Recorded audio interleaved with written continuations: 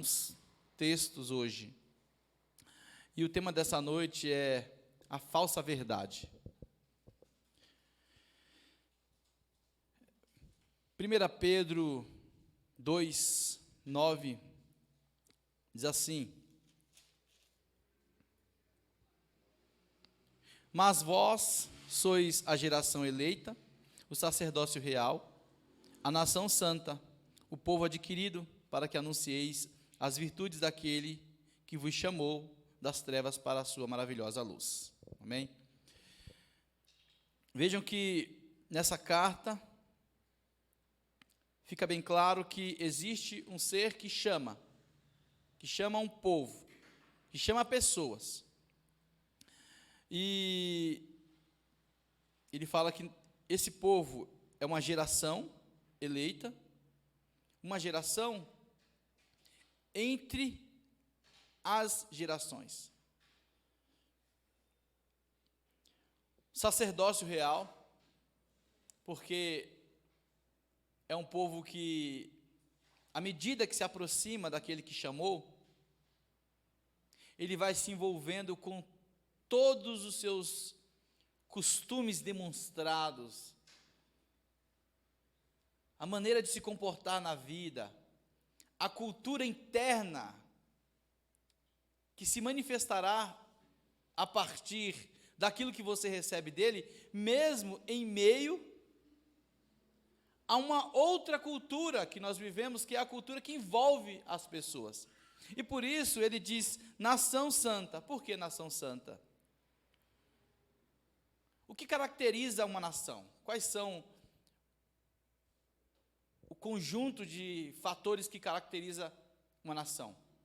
Leis, práticas, o que mais? Costumes. É interessante que as leis de uma nação, ela praticamente irá influenciar nos costumes desse povo. As leis de uma nação irá influenciar, inclusive, na maneira das pessoas pensarem. O certo e o errado, a lei tende a te informar se é certo ou se é errado. Então, é óbvio que, dependendo do tipo de lei que existe em um conjunto de pessoas, uma lei estabelecida para essa nação, conflitar com a lei representará crime, não é isso? Porém, existe a lei de Deus e as leis dos homens.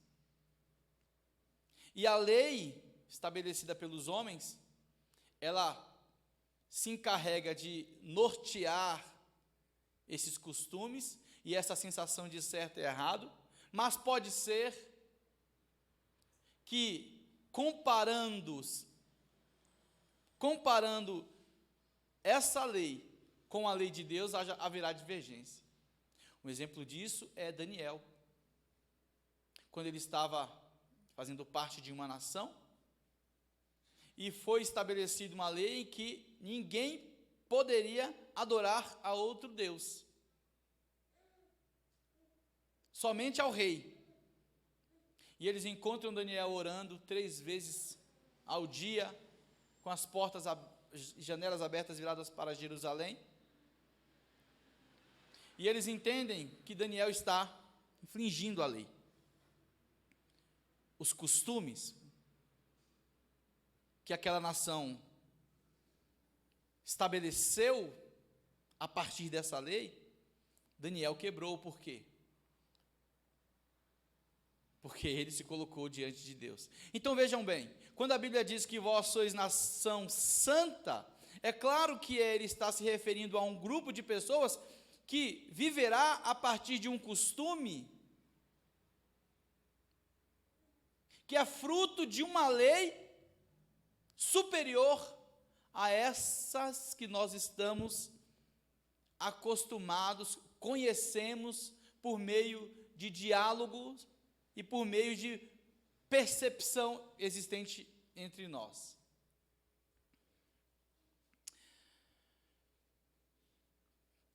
Agora vejam bem, abra no livro de Levíticos, capítulo 20,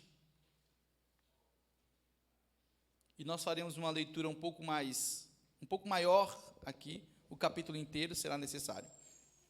Falou mais o Senhor a Moisés, dizendo: também dirás aos filhos de Israel: qualquer que dos filhos de Israel ou dos estrangeiros que peregrinam em Israel der de sua semente a Moloque, certamente morrerá.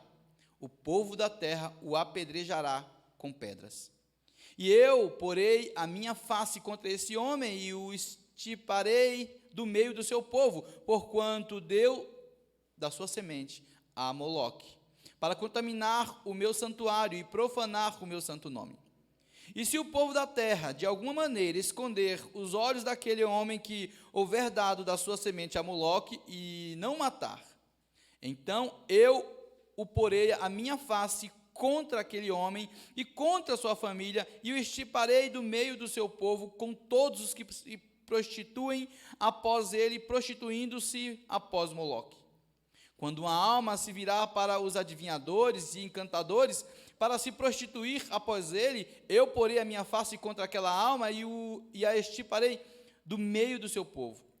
Portanto, santificai-vos e sede santos, pois eu sou o Senhor vosso Deus, e guardai os meus estatutos e cumpri-os. Eu sou o Senhor que vos santifica. Quando o homem amaldiçoar o seu pai ou a sua mãe, certamente morrerá.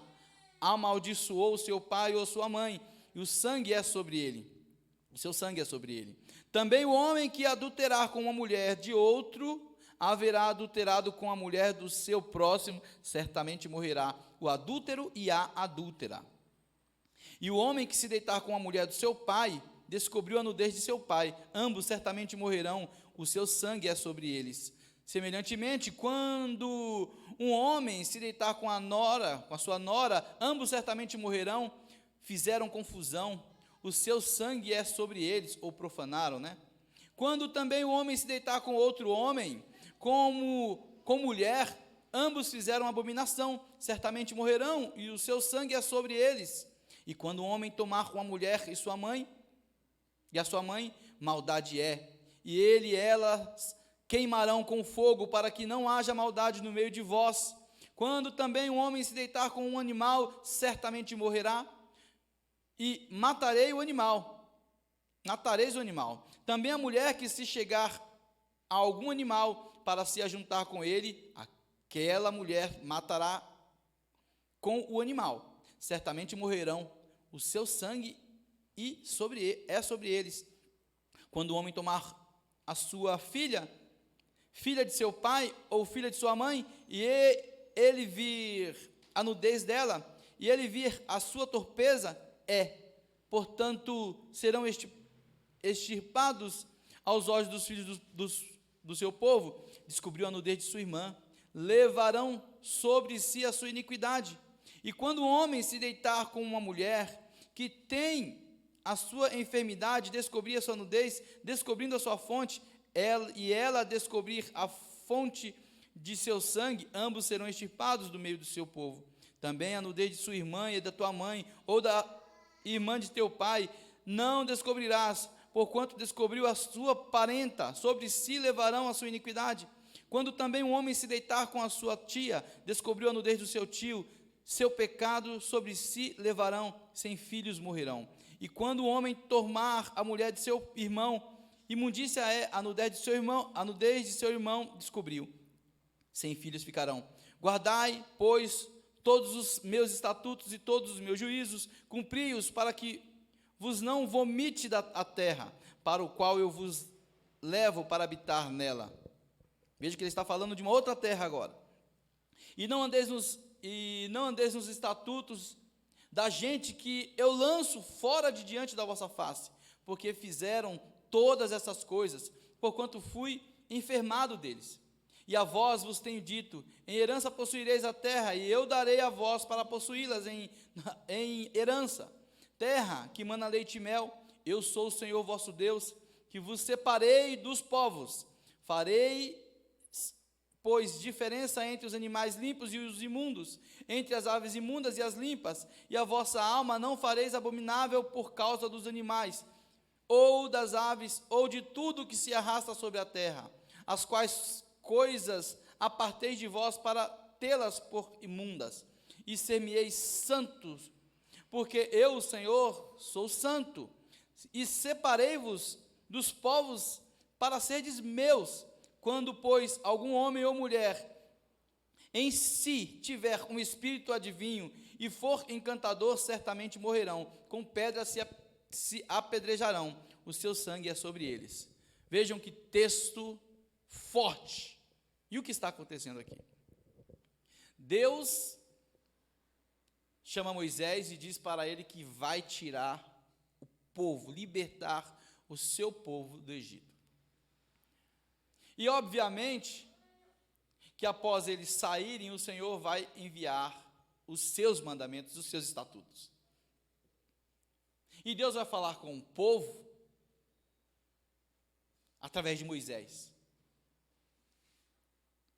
E Deus está falando com o povo,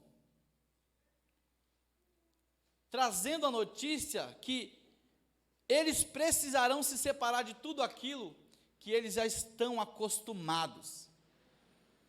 Aonde eles viviam, toda aquela prática já era uma prática comum. Nem sequer considerado pecado era. Se tudo isso não estivesse na mente do povo, não haveria necessidade de Deus falar isso para eles. Assim como ele não disse para Adão. Por quê? Porque no contexto de Adão, certas informações ele não necessitava.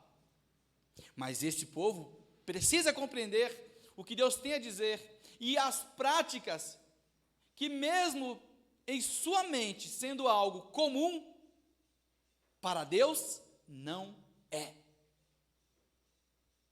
Ainda que para todos os povos aquilo seja corriqueiro, essas práticas façam parte do dia a dia, o povo receberá a notícia de que para Deus não é.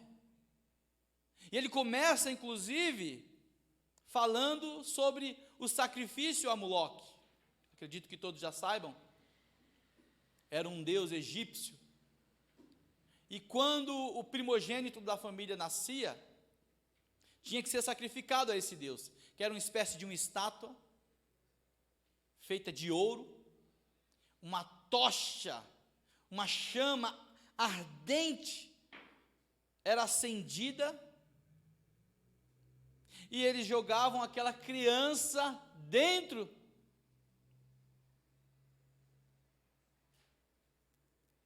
do ventre desse Deus, acreditando que a partir desse sacrifício a família prosperaria dali para frente. Então a criança ficava gritando e todos em volta presenciando.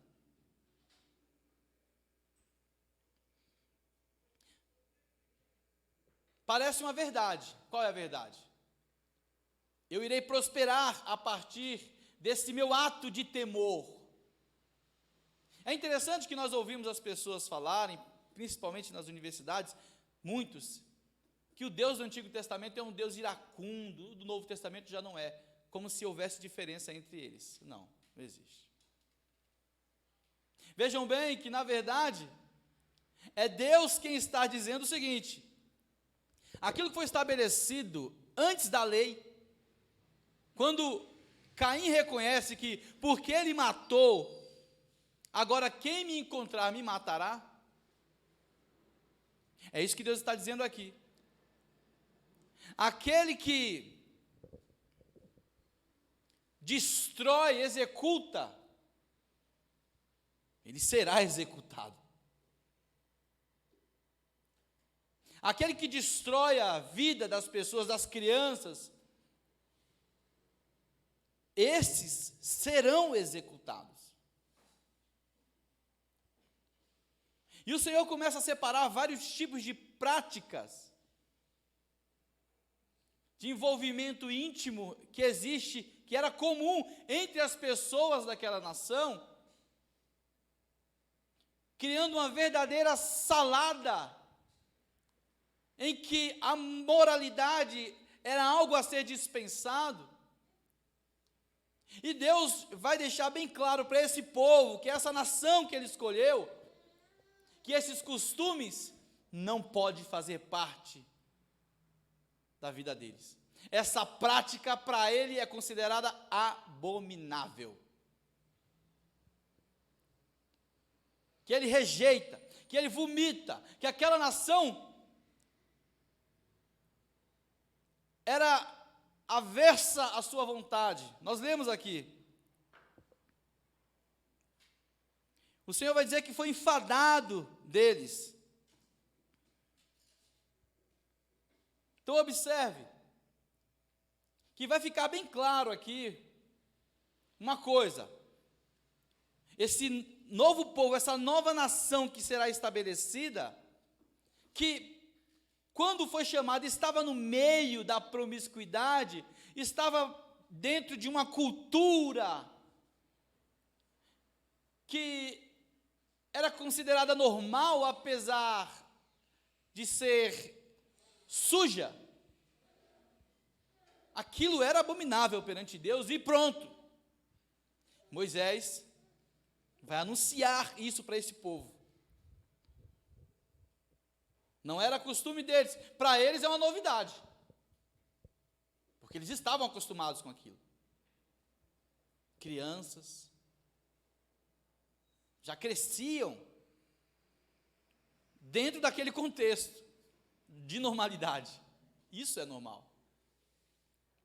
E o Senhor vai trazer uma sequência de regras para que fique separado o seguinte: isso é pecado de morte. Bom, meus irmãos, é verdade que com o passar do tempo, a partir dessa nação, uma nova cultura será estabelecida. Não é uma cultura onde as pessoas não pecam, mas é uma cultura em que as pessoas já sabem o que é pecado perante Deus. É óbvio. Tanto que o Senhor vai dizer o seguinte: olha, sacrifícios e ofertas não o agradaste. Por quê? Porque mesmo através do ministério sacerdotal, mesmo as ofertas, mesmo quando todo um ritual tinha que ser preparado para se oferecer algo a Deus, era aplicado, mesmo assim, Deus que conhece o coração sabe que o homem é falho. Então o Senhor vai dizer: olha, sacrifícios e ofertas não agradaste, porque não é o ritual que elimina o pecado, mas a noção de quem é Deus, a inclinação perante Ele. E a partir dessas nova prática, ou seja, a recusa daquela cultura egípcia, um novo povo irá surgir. Uma nova cultura. Não é uma cultura em que as pessoas não pecam. Eu retorno a falar isso, porque mesmo dentro do contexto de Israel, haverá vários pecados que serão praticados ainda. Vários, é óbvio. Mas é importante nós entendermos que o mundo vai mudar. As culturas terão direções diferentes, mas Deus é o mesmo. Quando ele diz, como nós lemos aqui, que para mim isso é abominação, é abominação. Com tudo isso, o Senhor vai deixar bem claro o seguinte, no versículo 7 ele diz: portanto, santificai-vos e sede santos, pois eu sou o Senhor vosso Deus. Guardai os meus estatutos e cumpri-os, eu sou o Senhor vosso Deus que vos santifica. Então vejam bem, meus irmãos, o Senhor vai deixar bem claro que ainda que leis passem a olhar, sejam determinadas para que essa sociedade, para que uma nação específica olhe para aquilo não mais com reprovação, como olhava antes, é Deus quem responde por ele, entende? E isso nós não podemos esquecer.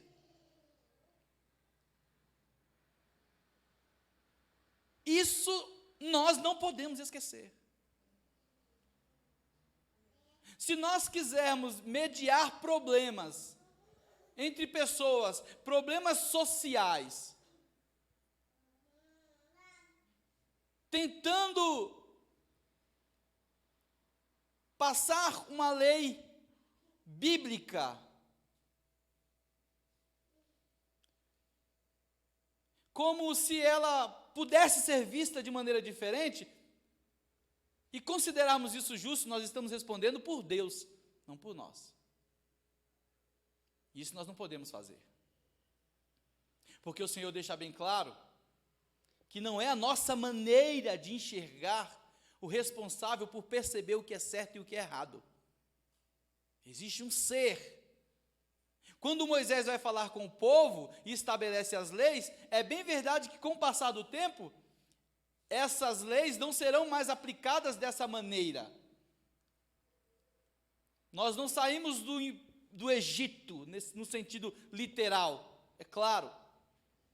Mas independente de não ter saído do Egito, no sentido literal, todas aquelas práticas continuam sendo abomináveis perante o Senhor.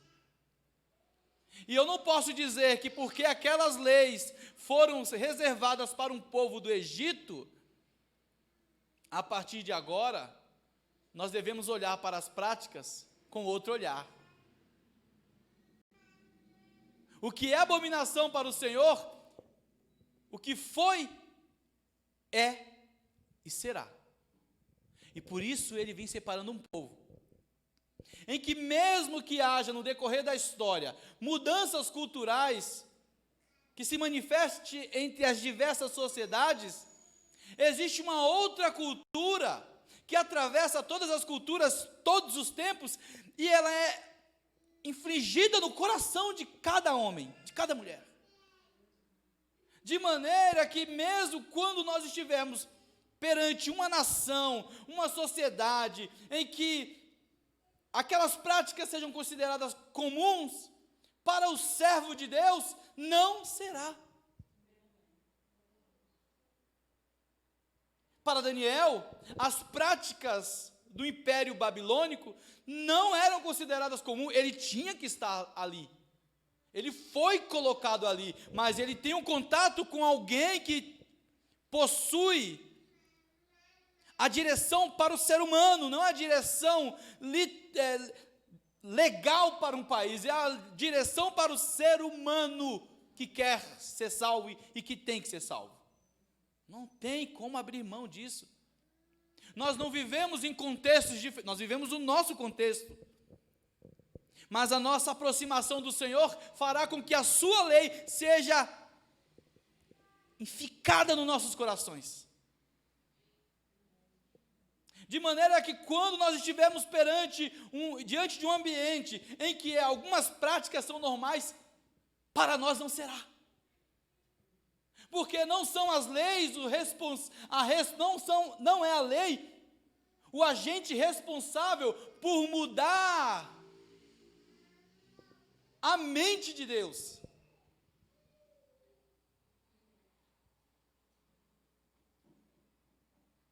E como cristão, ou como cristãos que somos, Todas as vezes que nós falarmos do Evangelho e das Sagradas Escrituras, nós não temos que falar partindo das mudanças sociais, nós temos que falar partindo da santidade do Senhor.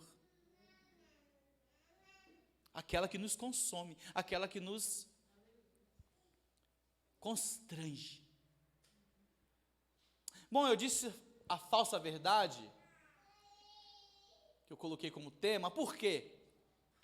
Porque, a princípio, parece que Deus está sendo duro demais com o ser humano, pois nós comparamos a nossa visão de mundo hoje com a visão de mundo antigamente, e parece que Deus mudou, ou que Ele estava desprovido das mudanças possíveis. Bom, vamos pensar quando Deus cria o homem, Gênesis capítulo 3.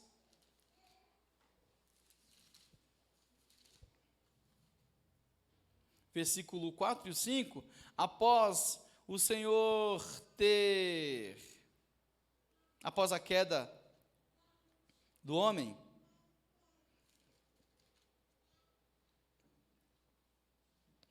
aliás, antes da queda do homem, após Deus ter explicado tudo para o homem,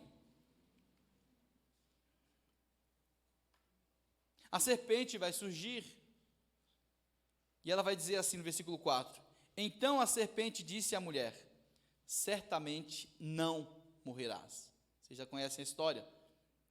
A serpente perguntou para Eva se Deus tinha dito que eles não deveriam comer de toda a árvore do jardim, e Eva explica que não foi isso que Deus disse, mas apenas de uma. Então, e ela vai dizer também que já conhece a consequência, certamente morrerás. E a serpente, que é conhecida como Satanás, ela vai dizer, certamente não morrerás. Ou seja, ela afirma que Deus está mentindo.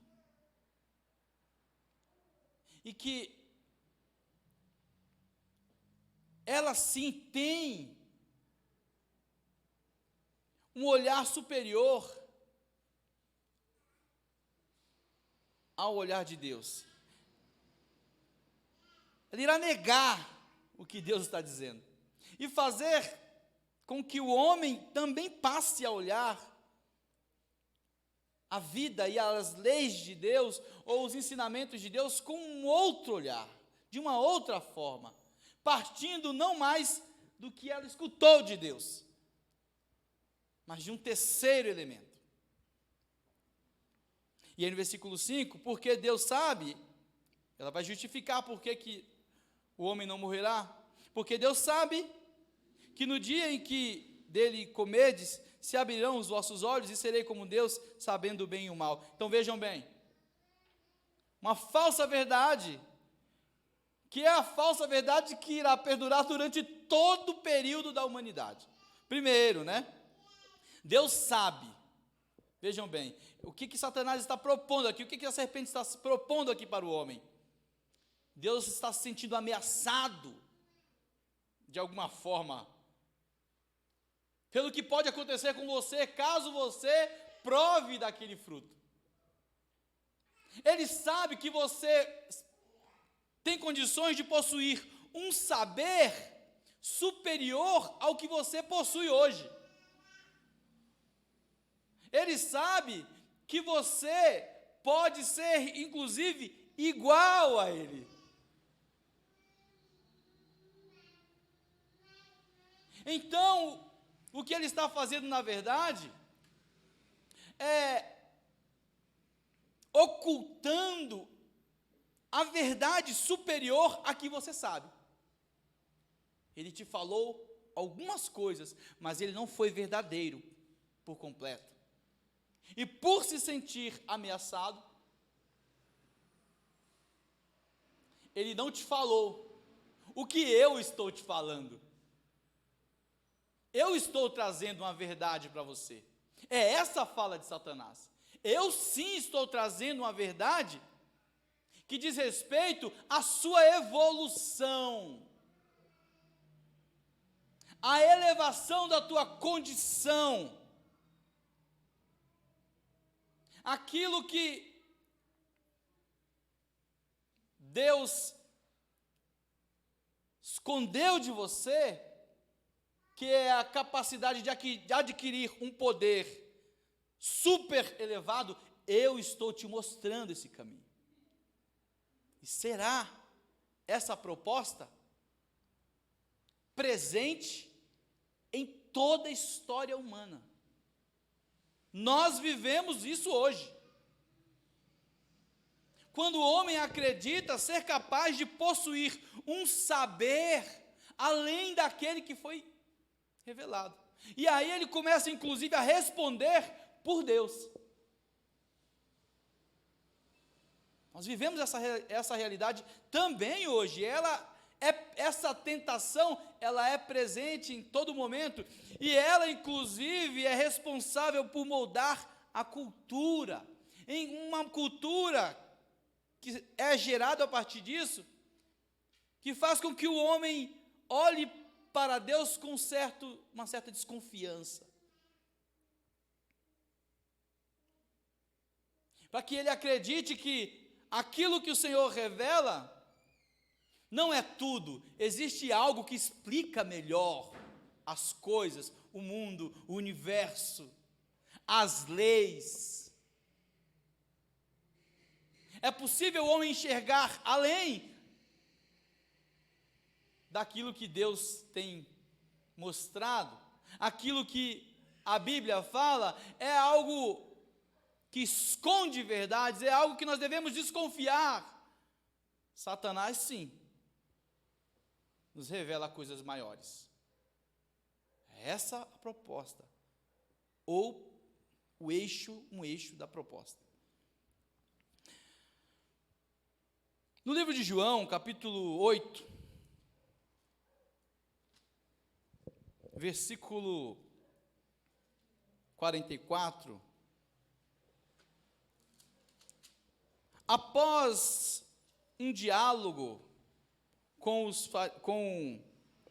após um acontecimento, que está no capítulo 1, em que levaram a mulher adúltera até Jesus, e disseram para ele assim: mestre, essa mulher foi pega no próprio ato de adultério, e na lei Moisés mandou que tais sejam apedrejadas.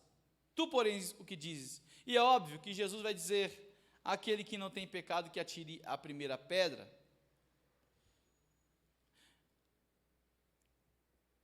E quando chegamos no versículo 44, do capítulo 8, o Senhor vai trazer uma verdade eterna, uma verdade existente há muitos anos na história, e que também está presente ali, naquela tentativa realizada pelos fariseus.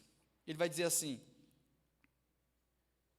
versículo 44: vós tendes por pai ao diabo, e quereis satisfazer os desejos do vosso pai. Ele foi homicida desde o princípio, e não se firmou na verdade, porque não há verdade nele. Quando ele profere mentira, fala do que lhe é próprio, porque é mentiroso, e o pai da mentira. Vejam bem que nesse momento ele fala que ele é mentiroso, que tudo o que ele diz e mostra tem interesses mentirosos. E vocês sabem que para alguém cair numa mentira, nem sempre se fala mentira. Vocês sabem disso. Muitas vezes, quando somos ludibriados por pessoas, é porque em alguns momentos elas falaram verdades, não é assim? Porém, nós vamos perceber o interesse, a mentira que está por trás daquelas verdades. Então, Jesus vai deixar bem claro que o diabo, ele é mentiroso, e o pai da mentira. Mas quando ele diz o pai da mentira, ele está se referindo a uma mentira universal. A mentira eterna. A mentira que é tentar fazer o homem acreditar que ele tem capacidades superiores à do próprio Deus. Que ele pode olhar para Deus de uma maneira diferente do que ele é. E que ele, inclusive, pode responder pelo próprio Deus. E se ele pode responder pelo próprio Deus, é porque ele vai nas escrituras, ou ele vai num livro, vai em outro, vai nas suas universidades, vai na ciência, e ele consegue extrair daí verdades que nem Deus revelou.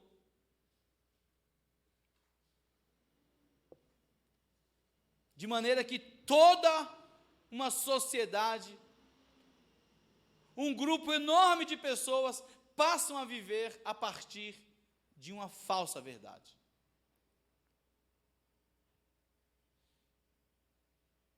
Desconfiando de Deus, desconfiando da palavra de Deus.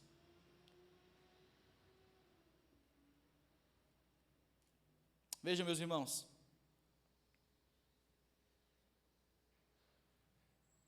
é importante, quando nós olhamos no versículo, ainda nesse livro, no capítulo 15 ao 18, que Jesus vai dizer assim: vós julgais segundo a carne, eu a ninguém julgo. Então vejam bem que Jesus vai deixar bem claro, existe uma diferença de condição entre vocês, seres humanos, e eu. Vós julgais segundo a carne, porque é tudo que vocês podem fazer. Vocês não podem fazer mais do que isso. As suas habilidades interpretativas, elas são de acordo com a sua capacidade única. A nossa capacidade de conhecer as coisas, ela possui um limite terrível. Se você olhar um quadro à distância, você consegue enxergar a imagem, não é isso? Imagine um quadro do tamanho dessa porta. Está ali um desenho. Desenho da pastora Lia ali. Aqui você fala, é a pastora Lia que está ali. Aí alguém te pergunta, com qual material foi feita aquela pintura? Vocês aqui, você não consegue responder. Então você vai ter que fazer o quê? Se aproximar, não é isso? Mas quando você chegar lá perto, para olhar para o material, você já não verá mais o rosto da pastora Lia. Porque é uma limitação. Você não consegue enxergar à distância aquilo que você só consegue enxergar quando perto. E quando perto, você não terá a mesma visão do que você tem quando está distante, certo? Da Terra, nós não conseguimos saber como ela é. Existe a briga, a discussão das pessoas sobre ser esférica, sobre ela ser plana, quadrada, sei lá o que for. A grande verdade é, nós estamos nela e nós não conseguimos visualizar. Certo? Então nós acreditamos em quê? Naquilo que dizem que é. Nós mesmos não tivemos a experiência com isso. Nós tivemos várias experiências. Mas a real, não. Porque nós estamos nela. A partir do momento que você vai se distanciando, você começa a enxergar, ter uma visão maior, não é isso? Não de perto. Nós olhamos para a Lua, por exemplo, a gente enxerga o mesmo desenho, sempre, não é isso? Sempre o mesmo desenho. Parece que ela está parada. Não é? Não parece que a Terra está parada? Não parece. Para nós, a sensação que nós temos é que tudo está parado. Até que a gente observa, vai observando, e a gente vai descobrindo que não está nada parado, e chegamos à conclusão, de acordo com as explicações acadêmicas. Porém, qual certeza nós temos disso? Tudo. Qual certeza?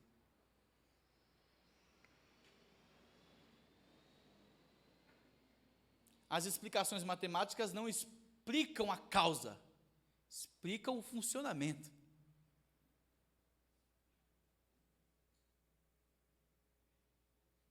Eu conversava com grupos de amigos, também são pastores, sobre isso. Quando foram examinar o meu pai, da primeira vez que ele teve um aneurisma, juntou um grupo de médicos e ficaram olhava nos materiais que eles tinham, e cada um dava uma opinião a respeito daquele assunto. Vejam bem, são vários especialistas, mas eles discutiam a respeito do que deveria ser feito. Por quê? Porque eles são humanos. É a ciência? É, mas o que é a ciência?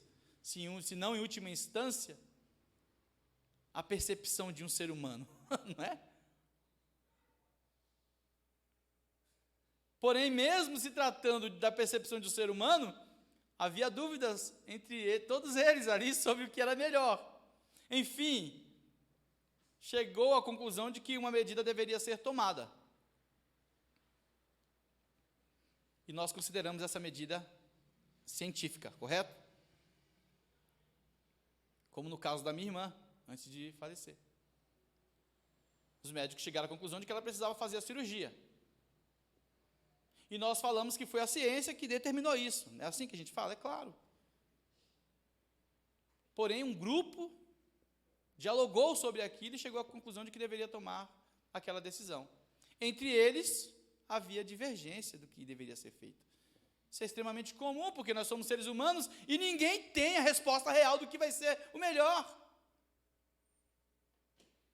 Mas nós nos vestimos dessa ideia de que se uma maioria de pessoas fala, então nós temos que acreditar em tudo isso, como se essa maioria pudesse provar diferente daquilo que Deus disse. Então observe, versículo 15, eu já li: vós julgais segundo a carne, eu a ninguém julgo, e se na verdade julgo, o meu juízo é verdadeiro. Jesus falando, porque não sou eu só, mas eu e o Pai que me enviou. E na vossa lei está também escrito que o testemunho de 2 homens é verdadeiro. Está na lei. Eu sou o que testifico de mim mesmo. E de mim testifica também o Pai que me enviou. O que Jesus está dizendo é o seguinte: na lei de vocês é o seguinte: se um grupo disser que é verdadeiro determinada coisa, então isso é testemunho, é verdadeiro. Mas eu não conto com esse testemunho de vocês. Eu dou testemunho de mim mesmo. Jesus está falando. E o Pai. O que Jesus está deixando bem claro é o seguinte: olha, vocês não queiram responder pelo Pai. Quando vocês trazem essa mulher aqui para ser apedrejada, é que na concepção de vocês, justiça é matar. Só que vocês não entenderam direito o espírito com que Deus fala que justiça é matar. Porque justiça, onde nós lemos lá atrás, era matar quem matava. Caim vai ter essa certeza, ele vai dizer: eu matei alguém, qualquer um que me achar me matará. Por quê? Porque eu estou impedindo as pessoas de viver. E de que maneira deve ser eliminado a possibilidade disso continuar acontecendo, se não que alguém me abata? Um exemplo disso, naquele caso do Rio de Janeiro, que o rapaz colocou gasolina no ônibus, várias pessoas que saíram de seus empregos, ou estavam indo trabalhar, pessoas que de repente acabaram de dar um beijo no filho, na filha, cidadãos comuns que nem eu e você, e que foram oprimidos naquele momento. Imagine a família deles, como estava naquele momento, sabendo que os pais estavam ali naquele ônibus, e que um cidadão estava colocando a vida de todos eles em risco. Ora, para nós é péssimo falar e pensar na morte como uma medida de justiça. Mas nós temos que admitir uma coisa: que aquelas pessoas que estavam no ônibus não mereciam morrer daquela forma. E a lei teve que tomar uma decisão. Ou aquele rapaz, ou aqueles trabalhadores do ônibus.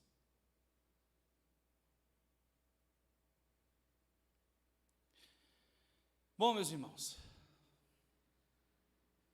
a verdade é que nós temos uma compreensão de Deus baseada na nossa maneira e no que a gente entende do outro. E por isso nós começamos a responder por Deus como se Deus olhasse como nós olhamos.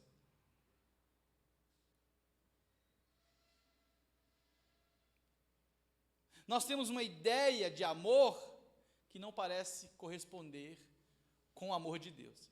Quando nós falamos Deus é amor, é muito comum a gente acreditar no amor de acordo com o que a gente ama. A gente acredita que é amar.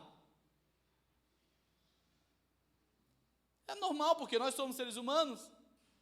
Quando nós falamos sobre julgamento, sobre juízo, sobre justiça, isso tudo tem a ver com aquilo que nós aprendemos entre nós, através das nossas relações. Mas isso não pode responder por Deus.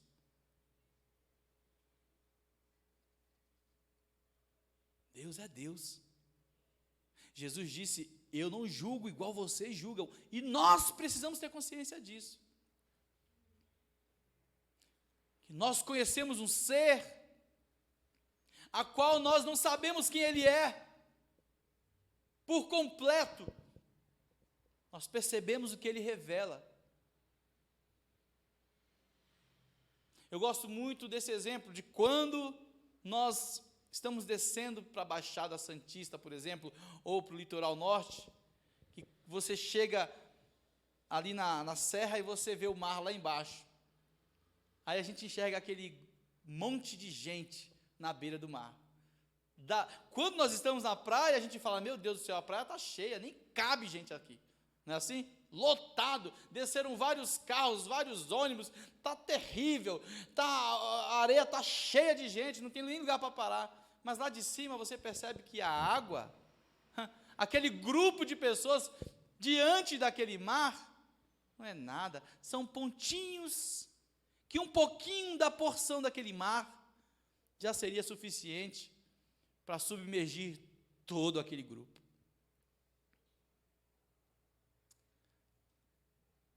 Nesse mesmo sentido, somos nós conhecendo ao Senhor. Nós não podemos responder por aquele que é muito maior do que nós. Nenhum pastor, nenhum apóstolo, nenhum bispo pode responder por Deus. Porque Deus é Deus. E nós somos pó.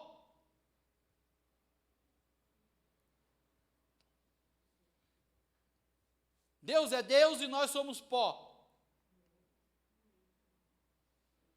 Sendo assim, meus irmãos, nós precisamos compreender isso. Existe uma falsa verdade, que é a de que o homem, por ter recebido de Deus a inteligência, ele pode responder pelo próprio Deus. Ele pode dizer o que é justo, o que não é justo, o que é certo e o que é errado, sem consultar o próprio Deus.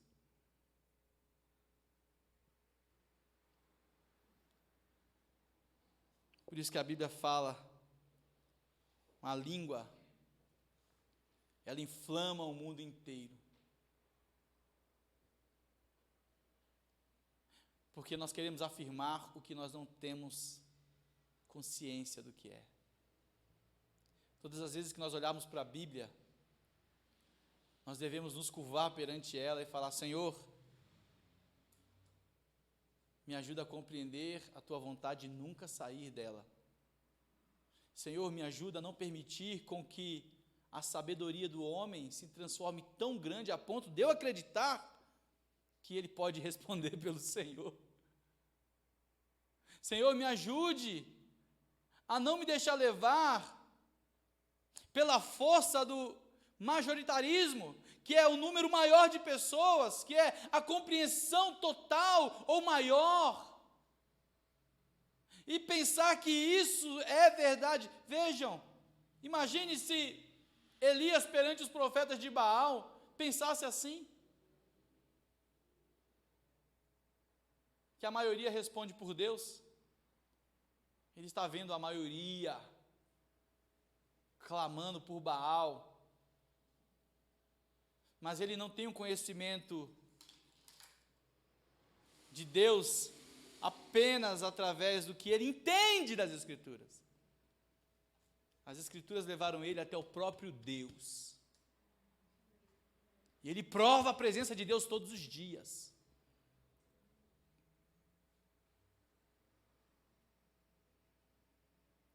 E esse parece ser um problema sério em nossos dias também. Porque parece que a busca por responder e eliminar conflitos, por intermédio daquilo que da nossa capacidade de compreender literatura,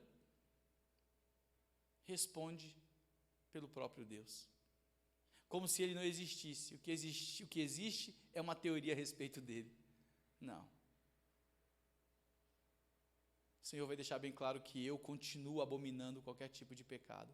Não queira ninguém, pastor, mas e se uma pessoa pecou, e se uma pessoa traiu, e casou de novo, e não sei o que, e fez errado, e enfim, fez um monte de coisas erradas na vida, e aí como é que fica? Deve ser julgado, deve ser apedrejado? Não, nós não temos condições de fazer nada disso, e é isso que Jesus vai deixar bem claro para aqueles homens, quando levam a mulher para ser apedrejada.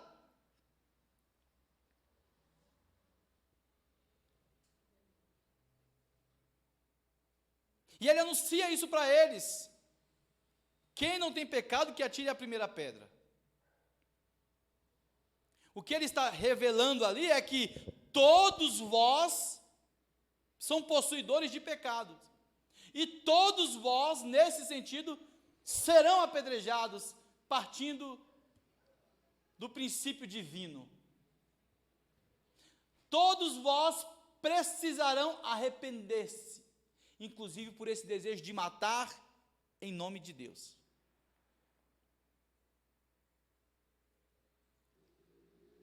Essa é a revelação. Mas tem o outro lado da revelação. Esse lado nos interessa também. É o que ele diz para quem quer ouvi-lo. Porque naquele momento em que ele pronuncia isso para aqueles homens, todos eles vão embora. Mas fica uma mulher, não é isso? Alguém quer ouvi-lo. E para aqueles que querem ouvi-lo, ele diz o quê? Vá e não peques mais. Está arrependido? Está arrependida? Não peques mais. Não se contamine mais. Jesus aceitava os pecadores, mas só fazia sentido os pecadores ir até ele. Seus pecados o incomodavam. Quando o profano se aproxima da santidade do Senhor, só tem um sentido. Senhor, isso é pesado para mim. E nós, seres humanos, não podemos mudar isso porque a gente lê nas Escrituras e fala, o Senhor recebia pecadores, e a partir daí acreditar porque o Senhor recebia pecadores, é porque está tudo bem. Não, os pecadores se aproximam perante Ele para serem lavados e remidos. Nós nos aproximamos do Senhor porque necessitamos ser lavados e remidos. Isso não pode ser mudado. Nós não podemos criar uma teoria diferente dessa realidade mortal, que é o pecado mata, destrói. Deus abomina e pronto. Nós não temos condições de apedrejarmos uns aos outros, nós não podemos categorizar o pecado que é maior e menor entre nós, porque tudo partirá do princípio da nossa compreensão. Mas a gente tem que ter uma verdade em nossa mente: o pecado é mortal. E Cristo não revela como algo inferior a essa realidade com que os israelitas ouviram quando o Senhor chamou e os separou, trazendo a eles uma mensagem por intermédio de Moisés. É importante nós entendermos que a lei Moisés traz para o povo, mas entre Moisés e o povo existe um terceiro elemento, uma terceira pessoa, que é Deus. E esse nos interessa. Vamos ficar em pé, vamos agradecer a Deus. Pai querido e santo, obrigado, Senhor, e nós pedimos perdão a Ti pelos nossos pecados. Obrigado porque o Senhor nos aceita. Sim, o Senhor aceita pecadores. Obrigado porque o Senhor é aquele que retira o peso das nossas costas. Que ao pecador arrependido o Senhor diz: estais perdoados. E nós precisamos desse perdão. Nós queremos, Senhor, pedir a Ti que nos ajude a não cairmos no erro de tentarmos selecionar pecados a partir dos outros, mas também não queremos cair no erro de responder pelo Senhor o que pertence apenas ao Senhor e o que já foi revelado. Senhor, nos ajude, nos limpa de todo pecado, purifica-nos, livra-nos das nossas misérias. Senhor, a miséria que as nossas almas muitas vezes não conseguem se libertar, aquilo que nos contamina, até mesmo através das relações comuns do dia a dia. Ó Senhor, tenha misericórdia de nós e nos ajude a sermos cristãos verdadeiros, aqueles que se aproximam do Senhor todos os dias. Ah, meu Pai, tenha misericórdia de nós e nos ajuda nessa caminhada. Eu te peço e te agradeço em nome de Jesus. Amém. Amém, meus irmãos. Que Deus abençoe a vida de todos os irmãos, aqueles também que estão nos acompanhando através das redes sociais. Levante sua mão para o céu. Que a graça do Senhor Jesus, o grande amor de Deus e Pai, a doce comunhão e consolação do Espírito Santo de Deus, esteja com a vida de todos hoje e sempre. Amém. Paz de Cristo, meus irmãos. Bom domingo. Fiquem na paz em nome de Jesus.